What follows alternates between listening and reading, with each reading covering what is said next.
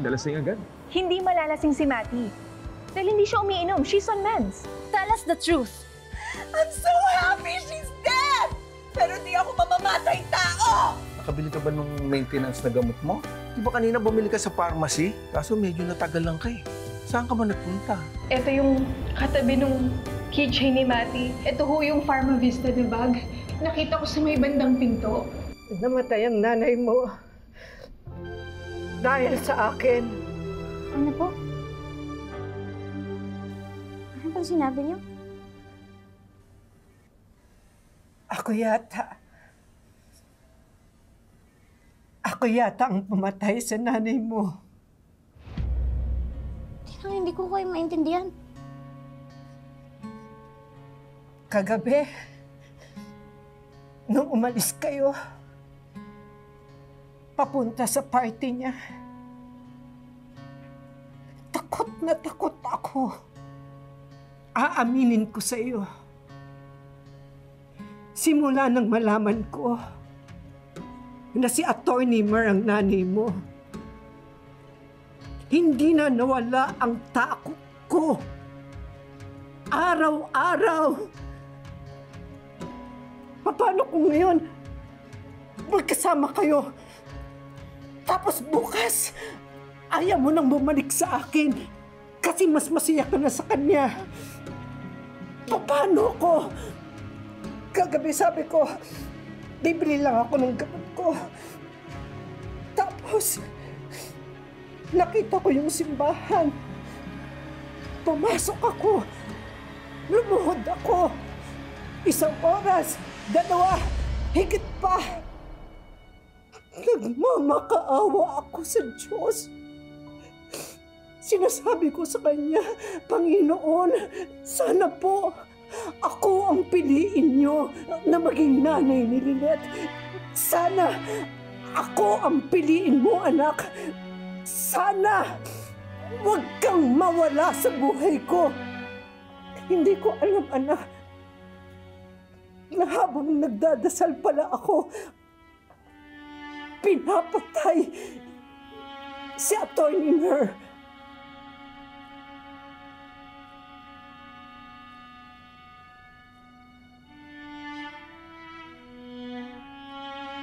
Anak, sorry. Ako ba ang pamatay sa nanay mo?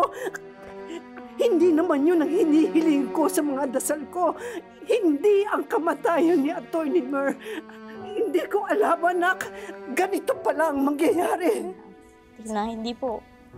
Hindi po eh. Hindi po kayo may gawa nito. Kayo po na walang ibang ginawa kundi ang mahalin lang ako. Hindi po kayo may kasalanan. Hindi po kayo totoo pong may kasalanan nasa labas.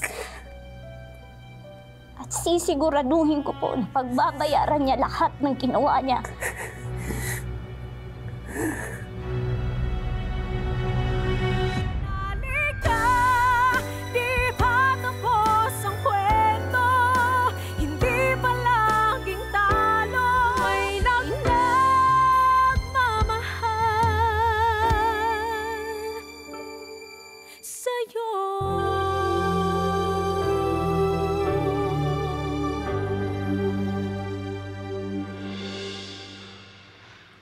You're unbelievable.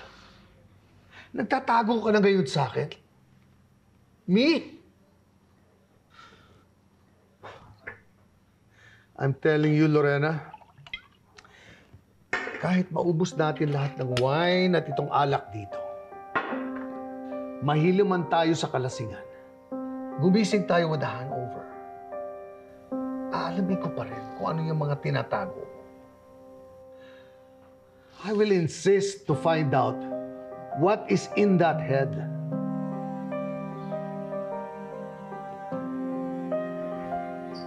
You know why?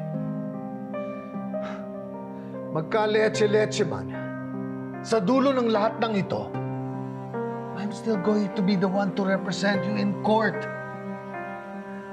So please tell me now, so I can fix it. Yan naman laging baala mo. Sa marami mong laban, mga babae ang pinapronta mo to receive the bullets for you. Like last night.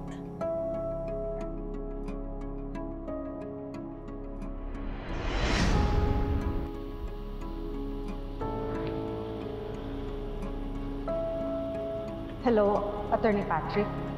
Nasa party ka pa? Yes, gano'n yan. How about Meredith? Muna na daw po siya eh. Oh, okay, thank you.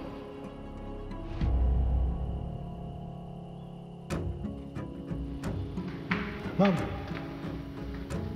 Mom. I'm so sorry, Mommy. I'm so sorry. I'm so sorry. Mom, I'm so scared. I'm so scared for you. Kailangan mo yun mag-isa. Is sure Daddy's not going with you? Don't be. Nangako ako, di ba? Na hindi ka makukulong. Mommy's gonna take care of everything. I love you, Mommy. I love you so.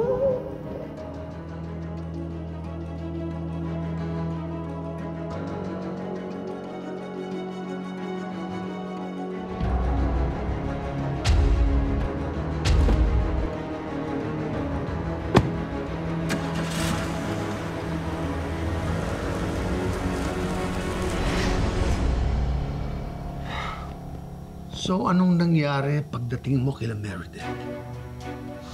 What exactly happened there? Sana kasi, hindi mo ako hinayaang mag-isa sa ginawa ko kay Meredith kanina. Until now, mga babae pa rin ang pinagpupronta mo para sa kahihiyan mo. Morena, ano ba talagang nangyari? Anong ginawa mo?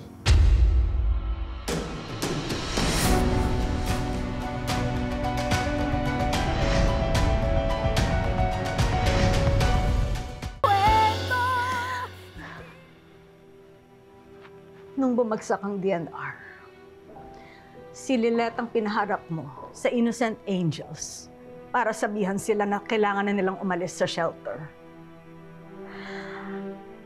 Nung na-discover ko kayo ni Meredith,